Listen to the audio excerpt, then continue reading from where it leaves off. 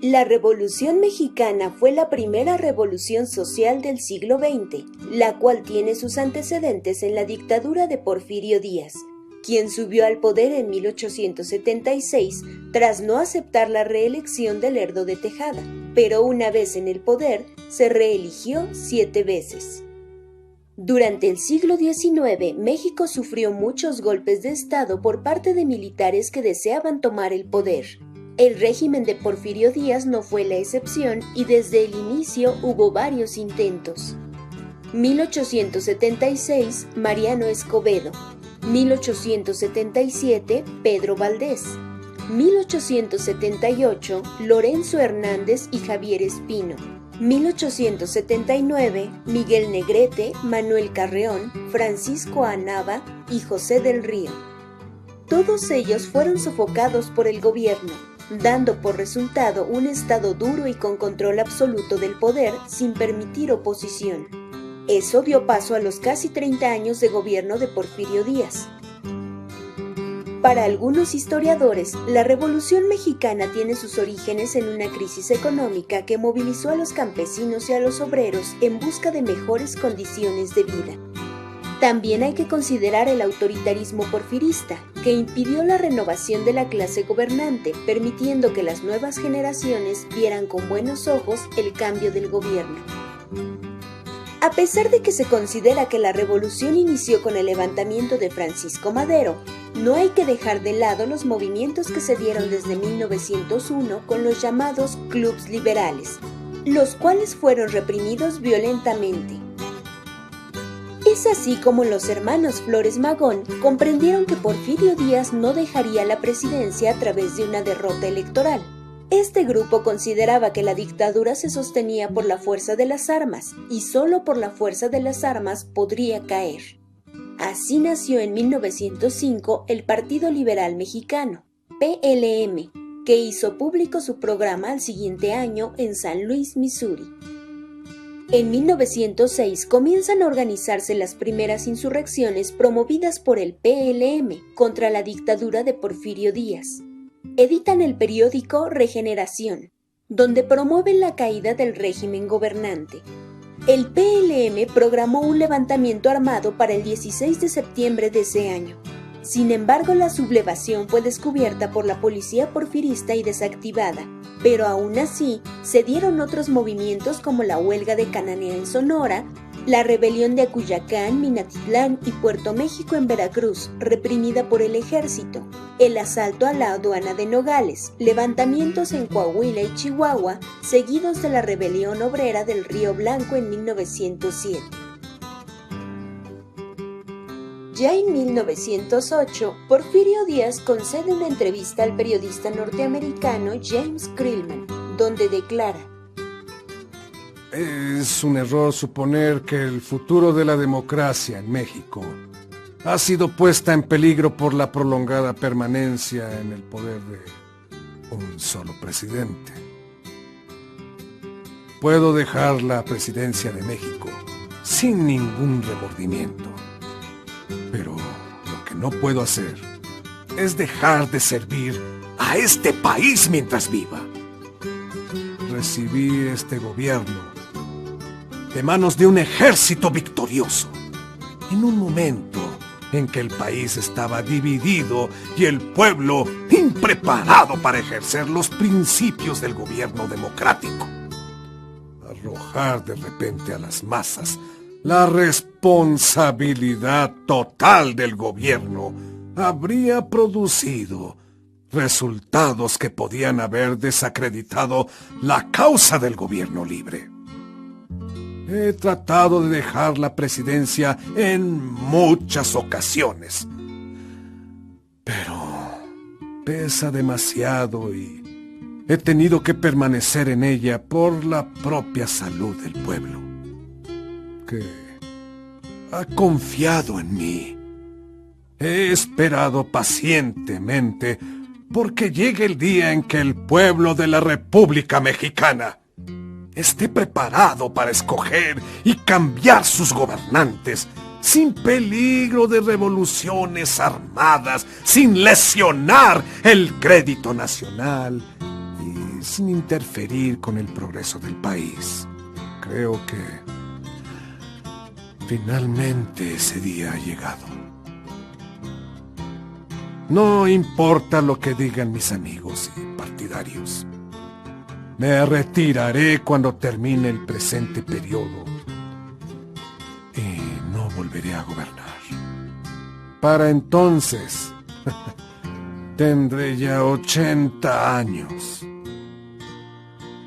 Doy la bienvenida a cualquier partido oposicionista. Si aparece, lo consideraré como una bendición. Y si llega a hacerse fuerte, no para explotar, sino para gobernar, lo sostendré y aconsejaré, y me olvidaré de mí mismo en la victoriosa inauguración de un gobierno completamente democrático en mi país. La entrevista provocó distintas reacciones. Algunos mostraron un gran interés en la posibilidad de elecciones reales, mientras que otros creían que el presidente quería provocar una corriente favorable a su causa que le permitiera seguir en el poder, e incluso algunos creían que la entrevista era una trampa que Díaz había tendido a sus enemigos para que se hicieran visibles.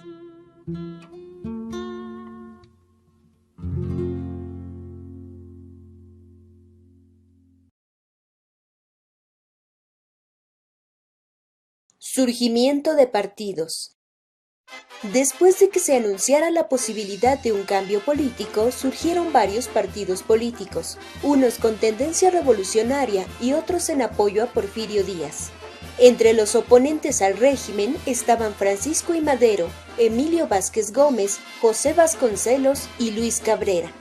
El primero de ellos, Madero, ya se había hecho célebre por la publicación de su libro titulado La sucesión presidencial en 1910, en el que hizo un estudio de la situación política mexicana con cierto criterio revolucionario. Es así como Madero gana popularidad y es nombrado candidato a la presidencia de la República, despertando un gran interés en la población. El gobierno de Porfirio Díaz vio un candidato fuerte y trató de destruirlo mediante la imputación de cargos diversos y fue encarcelado en San Luis Potosí. En este ambiente tenso tuvieron lugar las elecciones a mediados de 1910, organizadas por el gobierno y ganadas por Porfirio Díaz. Al darse cuenta de que una solución pacífica era imposible, Francisco Madero decidió tomar la vía de las armas y olvidarse de la política.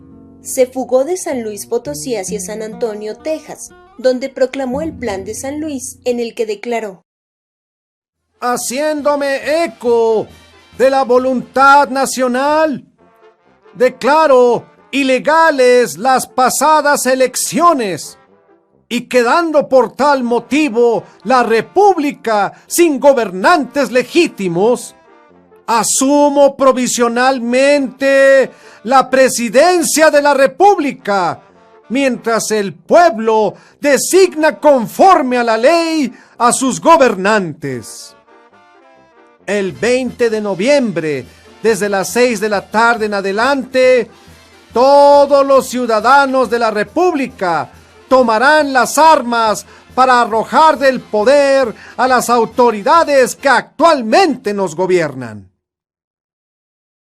Ante tal aviso, el gobierno porfirista se apresuró a acabar con los centros antirreeleccionistas que más peligro implicaban, entre ellos los de México y Puebla. En esta última ciudad se recibieron informes de que en la casa de Aquiles Cerdán, quien encabezaba a los antirreeleccionistas, se encontraban individuos con armas. La policía se aprestó a hacer un cateo.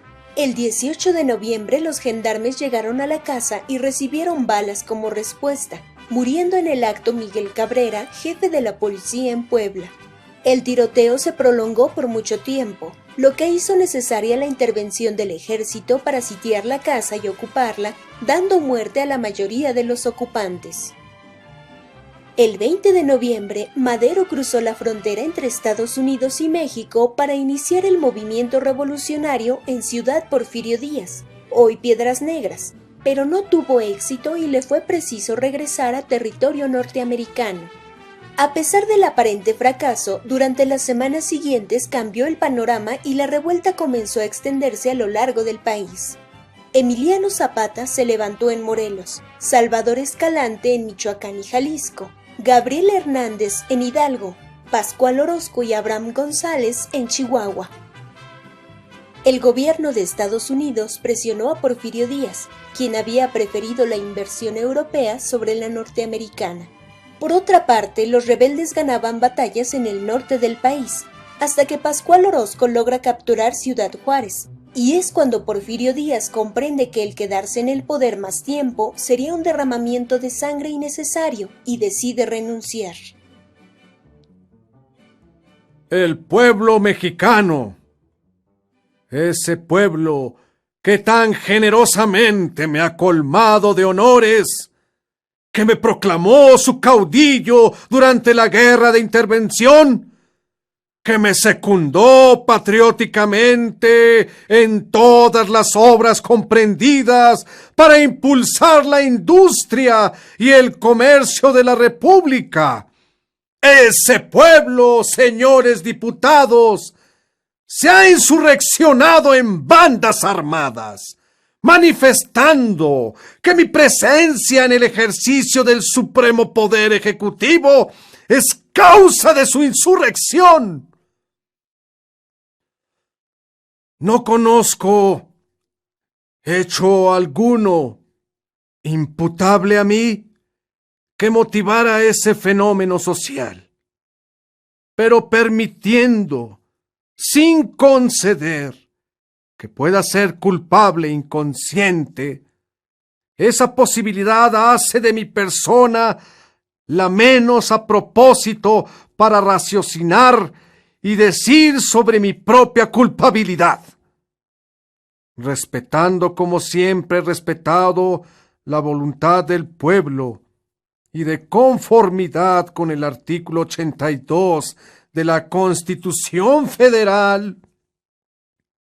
Vengo ante la suprema representación de la nación a dimitir sin reserva al cargo de presidente constitucional de la República con que me honró el pueblo, y lo hago con tanta más razón cuanto para retenerlo sería necesario seguir derramando sangre mexicana, abatiendo el crédito de la nación, derrochando sus riquezas, cegando sus fuentes y exponiendo su política a conflictos internacionales. Espero, señores diputados, que calmadas las pasiones que acompañan a toda revolución, un estudio más concienzudo y comprobado haga surgir en la conciencia nacional un juicio correcto que me permita morir, llevando en el fondo de mi alma una justa correspondencia, estimación que en toda mi vida he consagrado y consagrará a todos mis compatriotas. Con todo respeto, Porfirio Díaz Mori, mayo de 1911. Porfirio Díaz salió de la capital y se embarcó en Veracruz rumbo a Europa, en donde murió el 2 de julio de 1915 en la ciudad de París.